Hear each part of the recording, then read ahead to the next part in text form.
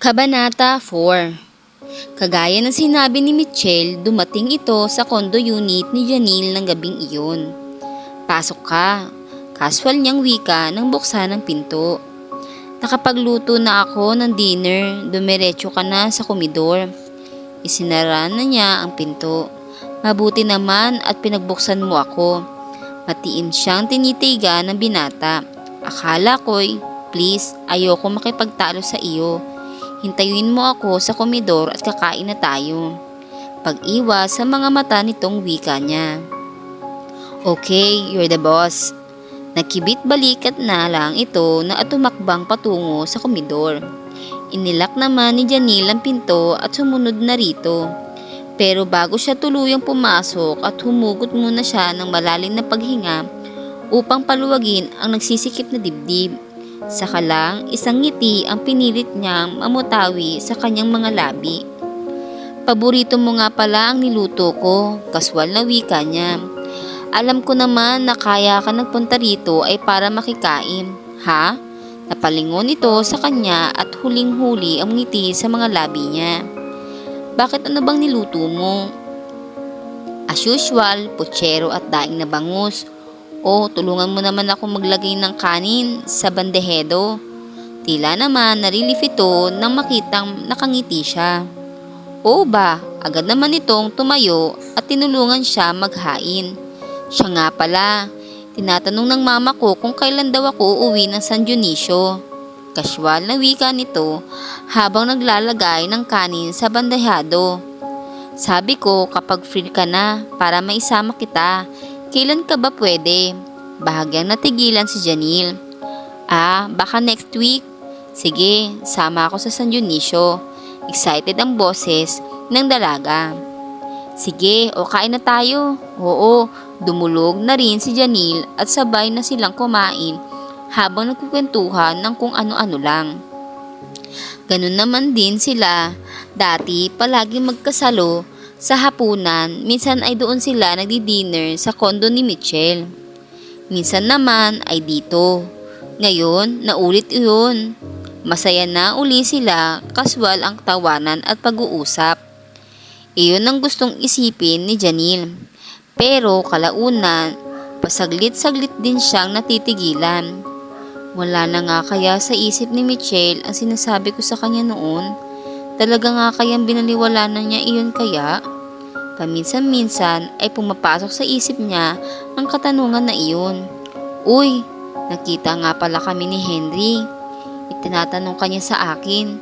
Maya-maya ay paikli ni Mitchell. Talaga? Sinikap niyang maging kaswal. Si Henry ay isang dating maliligaw na pinakilala sa kanya ni Mitchell. Oo, tinatanong nga kung may boyfriend ka na. Sabi ko'y wala. Baka daw pwede uling manligaw, natatawang Mitchell habang sinasabi iyon. Anong sabi mo? Sinikap din niyang maging masigla sa pagtatanong. Sabi ko'y subukan niya. Ano sa palagay mo? Papasa na kaya sa iyo ngayon si Henry? Alam mo bang mas gwapo siya ngayon? Talaga? Kaya lang, ang ayoko sa kanya noon masyado siyang presko makipag-usap. Yung bang feeling niya, ang gwapo niya at close kami. Kaya pahawak-hawak pa sa kamay ko. Turn off tuloy ako sa kanya. Baka naman nagbago na siya. Ewan ko, may pagbabago ba sa ganung tao? Sa bagay. At marami pa silang napagkwentuhan na para bang nagkabalikan na ang dati nilang samahan. Na napakakaswal lang sa bawat pagkakataong magkasama sila. Hanggang makatapos na silang kumain at makatulog na nangliligpit sa kinainan at patuloy pa rin sila sa kaswal na pag-uusap. Siya nga pala, nakita ka raw ng sekretary ko kanina sa ospital. Maya-maya ay wika ni Mitchell. Ha?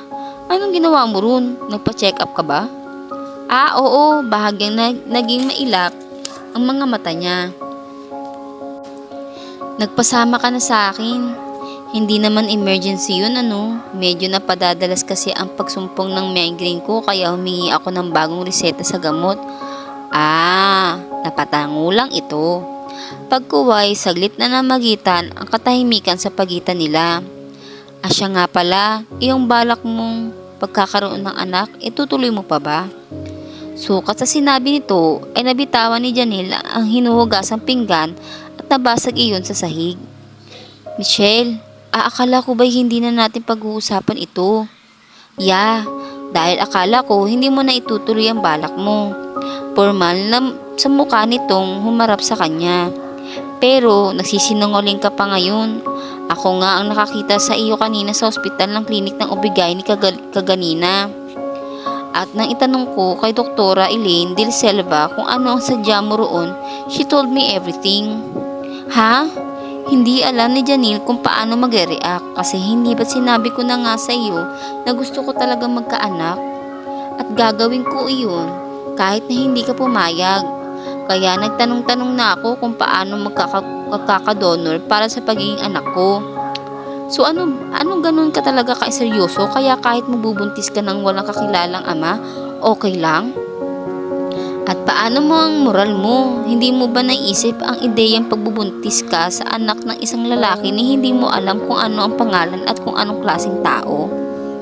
Mitch, artificial insemination naman ang gagawin sa akin. Hindi ako makikipagtalik sa kung sino mang magiging donor. Ganun. At ang mga magulang mo sa San Dionisio, ano sa palagay mo ang isipin na sakaling malaman nila ng anak nila ang dalagang manganganak na walang namang asawa? I know, they could understand. Napayo ko na lang siya. Ganun, kailangan kanilang unawain kahit mali ang gagawin mo. Mitch, tama na nga yan. Hindi na nga kita ginuluwa. Hindi na nga kita pinilit. Hayaan mo na ako sa desisyon ko. That's ridiculous. Hindi ko matatanggap ang katwiran mong yan. Nang ialok ko sa iyo ang maging ama ng magiging anak ko at tinanggihan mo ito, doon ko na tinapos ang ideyang pwede kang maging ama niya. Naisip ko sige, hindi na lang ako magdadamay ng kakilala ko. Kaya wag mo na akong pakialaman at no. Biglang nagtaas ng boses si Michelle.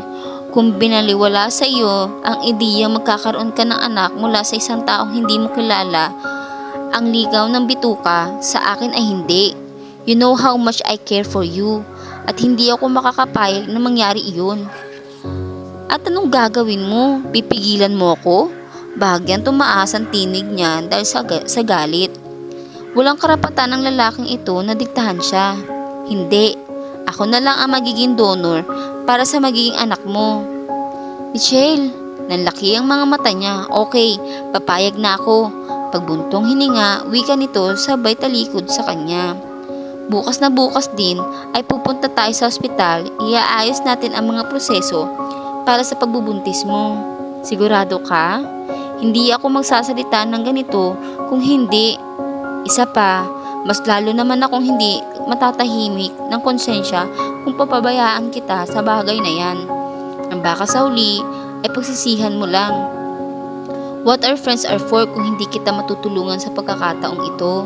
Hindi alam ni Janelle kung ano ang mararamdaman sa mga sandaling iyon.